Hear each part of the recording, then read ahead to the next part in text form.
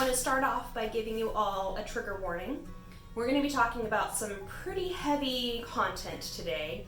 I'm going to be going over body positivity, my own journey with self-love, and we're going to be talking about kind of everything that surrounds a woman's body. So be forewarned, this might get a little intense. I hope you stick around and listen to my own journey as I lay everything out for you. If you do follow my Instagram page, you probably saw this week that I have been doing a series on body positivity and different bodies in corsetry, specifically my own body. I am a plus size woman and I love historical costuming, and I have been noticing a trend in my messages from women around the world telling me that they don't feel comfortable in their bodies and it's holding them back from doing costuming. So I felt it was really time for me to put myself out there, be vulnerable with you all, and share my body as it is, unmade up, with different corsetry and my measurements, so that you can see what a body that carries fat on it looks like in different corsetry. And so that prompted me to do this video for you today. I really wanted to kind of break down my own story and share with you a little bit of my journey on how I went from absolute self-loathing and self-hatred of my body to acceptance. And I'm going to tell you right now, friends, it's a journey. It's a big journey. So I want to lay it all out and share with you my own experiences. So I grew up in a small town in Arizona. It's right on the California-Arizona border. And I grew up in the 90s, essentially. I graduated from high school in 2002. So the culture that I grew up in tends to have some of the worst of toxic masculinity mixed with some of that Hollywood idealized commercial beauty that has bled over into the southwestern United States. And so my family worked very hard to protect and shelter me from that message the media was putting out of a very narrow standard of beauty, to the point like we would go to the grocery store and she would turn all of the fashion magazines around because she didn't want her daughter being constantly bombarded with a single image of womanhood. One of the big things that helped me once I got through adolescence and the awkward teenage years and the bullying from adults, adults, not children, adults bullying a child for her body, was my husband. First of all, he really helped me with that. He could tell me I'm beautiful day in and day out, and of course I wouldn't believe him. But after listening to me for a number of years drive myself into the ground with self-hatred, he finally said, you know what, honey, when you insult yourself, you're insulting me. You're saying that I don't know what's beautiful, that I made a bad choice in loving you, all of you, every part of you, and that I don't know what sexy is. And that really sunk in with me. I still hated myself, but I started to see how my words not only hurt myself, but they hurt the person that I love most in this world. And so years kept going by. I was very much into costuming. I was very into the 1790s. I didn't really have a lot of opportunities to branch out into other historical eras and to wear them. And at the time, we were running a very demanding dental practice, and I was working both full-time at the practice and we were running a small rescue farm. My sewing kind of creativity got pushed to the sideline, and I pretty much stuck with the late Georgian era because it's what I knew. I didn't have to worry about fit. It was comfortable for me. When I turned 30, I was invited to come out to Williamsburg with American Duchess, and we did a photo shoot for her website. And that was the first time I'd ever had real professional photography taken of me. And that was a big game changer for me because I finally saw myself the way my friends saw me. And I thought, my goodness, she actually captured the parts of me that I like. Now, I still didn't necessarily like everything that I saw, but it started to unpeel the layers for me of Just because my brain thinks I see every single flaw in my body doesn't mean that the rest of the world sees that. And I started realizing that I had spent my life up until this point, really from about age 9 is when I became fully self-aware. So not my entire life. So, 21 years at this point, hating myself and beating myself up and trying to force myself to fit into a very narrow view of what a woman should be and should look like. I honestly decided I was tired of it. I had been seeing a therapist for a while. They kind of would tell me, well, the issues of adults bullying you for your body has more to do with them and their own insecurity than it does to you. And of course, yeah. I mean, yeah, it makes sense. Everyone's insecure. But what finally brought me out of that dark place was when I made this conscious decision that I was going to stop punishing myself. I was going to stop consuming media of women whose bodies were not a body type that I was able to achieve. And so I decided that it was time for me to stop what I call the inner asshole community.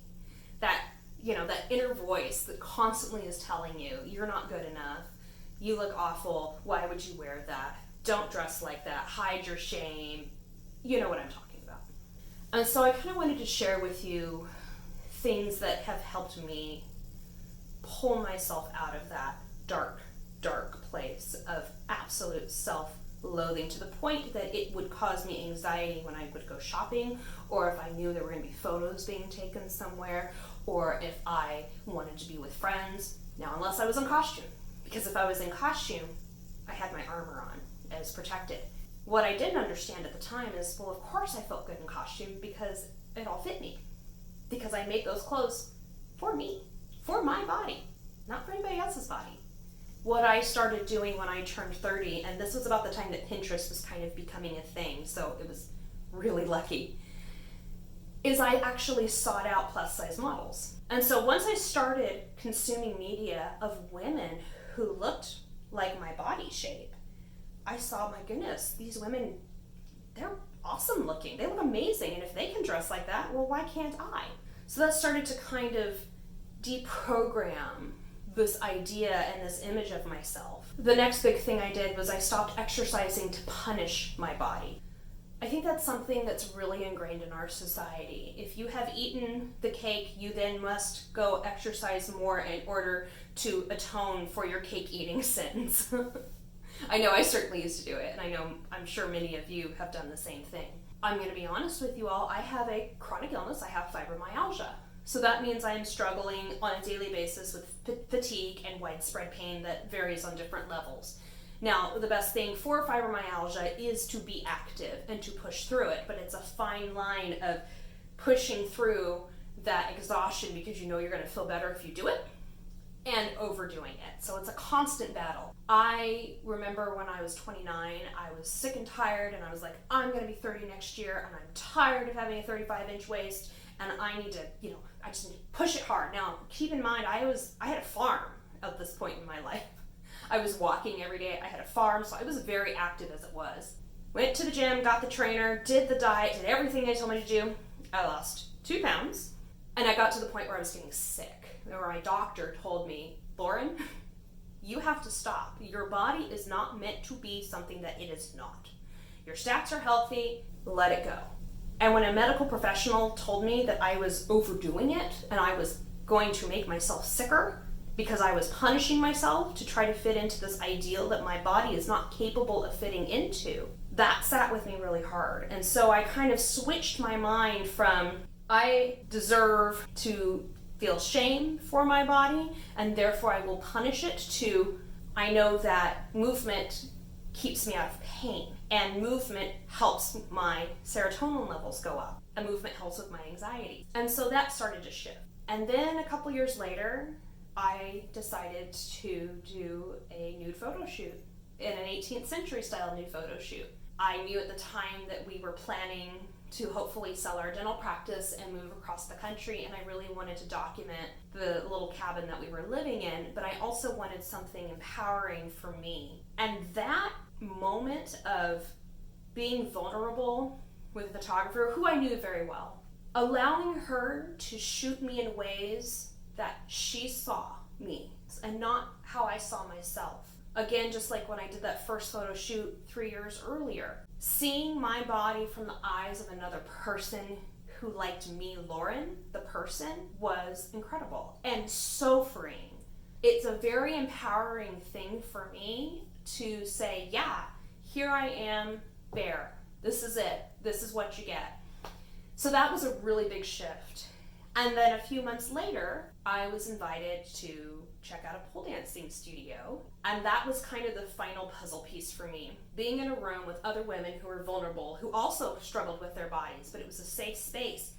And in order to pole dance, depending on how much you know about the sport, about the art, you have to have your skin exposed in order for you to be able to stick to the pole. And so you're dancing in tiny shorts and usually a bra. And up until that point, I had never taken my shirt off in front of other people, except for like my mom or, a really good friend. But I had been so embarrassed to be that vulnerable. And in this space, I didn't care. And you know why? Because I was with women who looked just like me, who were thinner than me, or bigger than me, or anything in between, and no one gave a about our bodies. Because we were all so in the moment and in tune with our own bodies and finally connecting ourselves that we didn't care what everyone else around us looked like. So pole really pushed me out further from that dark space. And it became a constant reminder that I may not love my body every single day and I may wake up and hate aspects of it, but it can still do really cool things. So the other thing I wanted to touch on today is words. And our words matter, whether they're the words that we're feeding ourselves or the words that we are putting out in the world and other people are hearing. Shutting down the asshole committee, like I said earlier. One thing that helped me was literally standing in the mirror.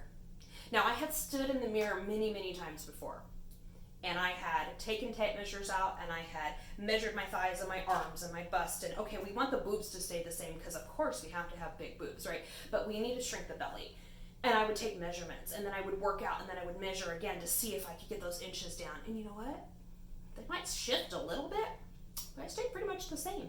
So what I stopped doing was ripping myself to shreds. And every time I would say, your belly doesn't look good. Your belly's too big. I would have to consciously make this decision. No, it doesn't. And if it does, it doesn't matter.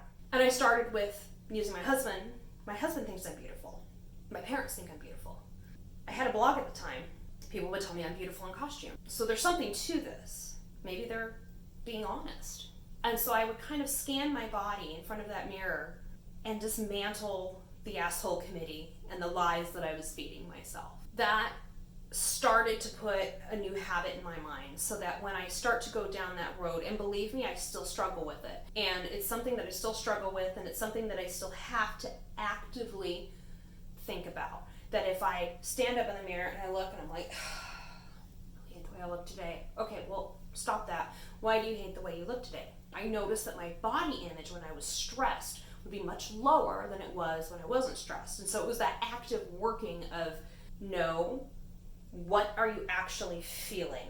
It kind of reminds me of when they talk about knowing when you're hungry or satiated, and you have to actually ask yourself, well, am I hungry or am I thirsty? Or, kind of making that internal checklist of what it is that I was feeling. And so breaking that down into, my body looks the same today as it did yesterday. Obviously there's something going on here. That really helped. Once I stopped exercising to punish myself and for fun, and because I actually enjoy exercise, I really do. I like moving.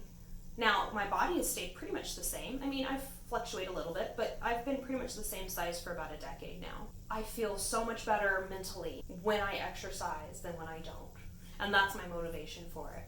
I think another big thing, women, that we can help each other with and uplift each other with is stop using the words thin and fat, as thin as a compliment, fat as an insult.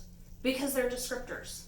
And once we start putting them in this compliment and insult realm, we then start to put our focus on, well, this type of body is good because it is thin, and this type of body is bad because it is fat. Now that can go the opposite way, because I know many of my friends who are thin get shamed for being thin.